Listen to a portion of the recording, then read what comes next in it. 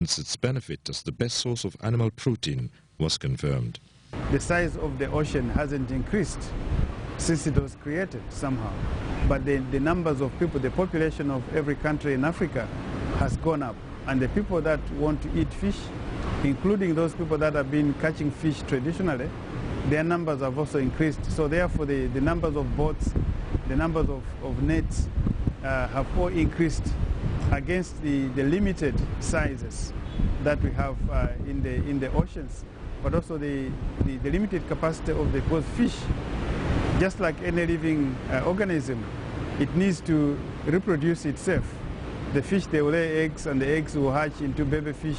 Those fish must be given time to grow and become big fish, and those fish must also, lay eggs and continue. So if we break that cycle, it means that we are catching more fish than the fish can grow, than the fish can breed itself.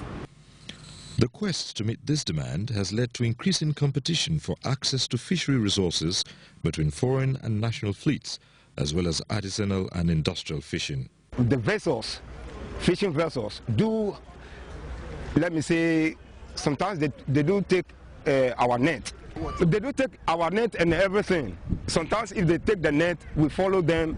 Sometimes they do give us light fish, and then we make a sense to buy our net. Sometimes if we go there, they never look our face. The consequence of this competition is the overexploitation of especially the marine sources in West Africa. The World Wildlife Federation says West Africa has lost half of its deep-sea fish stock in the last 2 decades. Restocking does not match the current pace of catches. Some species are reported to be on the brink of extinction. The major culprit is a phenomenon known as illegal, unregulated and unreported fishing, which is going overboard and threatening the region's fishery resources. Trawlers from various countries are illegally entering the waters as they have open access. Illegal fishing, of course, is supposed to be punishable, because according to the law, catching fish and being unauthorized is illegal. Yes, we encounter such cases where some boats come to steal our resources, especially on the high seas or in the area of the tuna fish, where there is a stream of cold water. There we meet a lot of illegal boats who fish and steal our resources. Usually we report to the authorities about the presence of these vessels. 3 or 4 years ago, if I recall, around August-September, we had counted about 40 vessels from outside who came to fish for tuna here. There are other fundamental challenges such as climate change as well as unwholesome fishing practices that cannot be ignored and are impacting negatively on the fishing sector in the region. Take, for example, the use of fishing nets that have small mesh sizes. With such means of nets, the cropped fish of various sizes, even the under-table sizes, are cropped. However, the greatest threat is this illegal, unreported and unregulated fishing. The situation has not been helped by inadequate governance on the part of countries in the region. Sometimes fishing agreements are lopsided, and at other times the countries do not have the technology and the resources to properly monitor such agreements. Many ECOWAS member states cannot even police their coastline, and pirate ships exploit this weakness massively.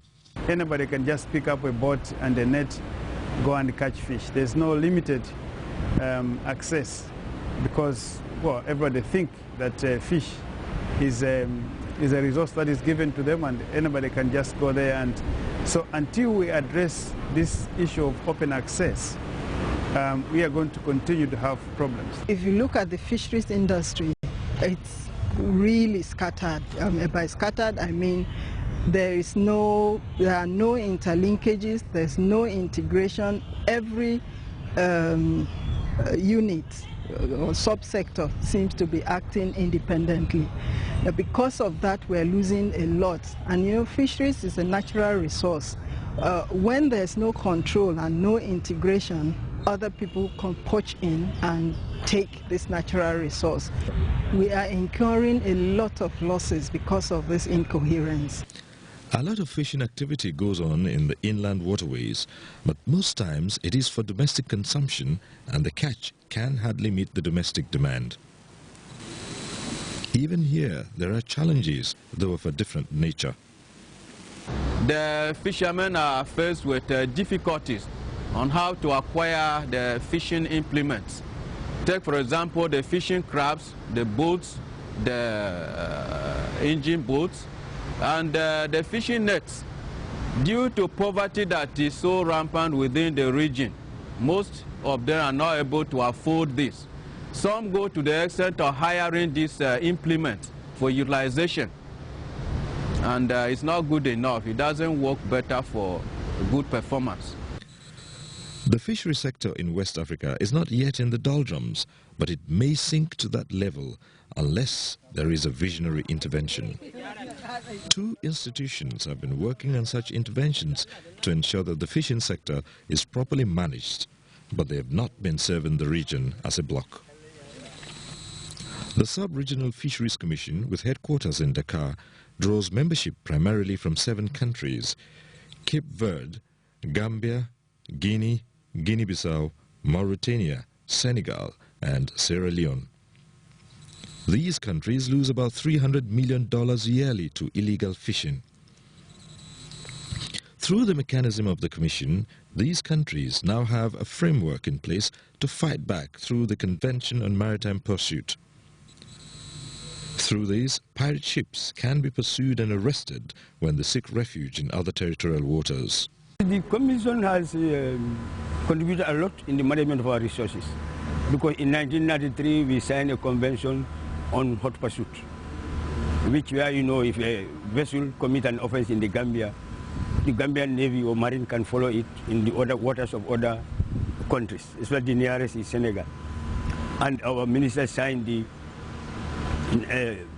minimum condition, the convention on the minimum condition of access, which, you know, now if you want to go to the Gambia to have a license, you have to follow the same procedure as also in Guinea or member states of the Commission. And also we have what we call a monitoring and surveillance unit, which is a decentralized unit which is based in Banjul. La Commission développe des cadres de concertation et appuie les États en la matière. The Commission develops a consultational framework and supports states in this field. This is in total the experiences we have, and we are putting in place a database which includes data on fishing zones in general and supervision zones, but also all the data relating to commerce in the sub-region.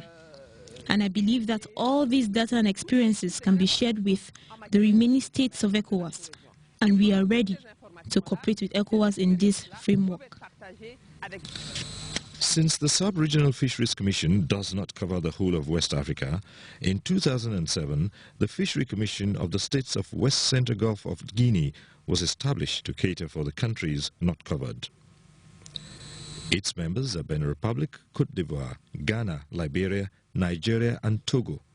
You know, when we are talking about governance, we have all the instruments of management of fisheries, all of the measures that we have to undertake and initiate to manage our water resources for a sustainability manner.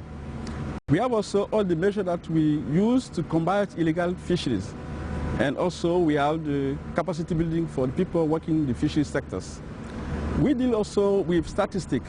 We know, before talking about fisheries, we do know what is the percentage of production that we have in our region and what will be the need from other regions. So it's better to have an idea about the production, but also the stock, the fishery stock in our region. As you are aware, some countries used to sign some agreement in fisheries, but they don't know the stock, the state of the stock that they are committing in the agreement. So this is some of the key issues that we used to deal with. However, there has been no strategy that integrates all the countries of West Africa into one single framework for coordinated policies and action in the fishery sector. In September 2010, the West African Regional Bloc, ECOWAS, set a new course for the fishery sector. Ministers of fisheries in the region adopted the regional policy and strategy for the coherent management of the fisheries and aquaculture sector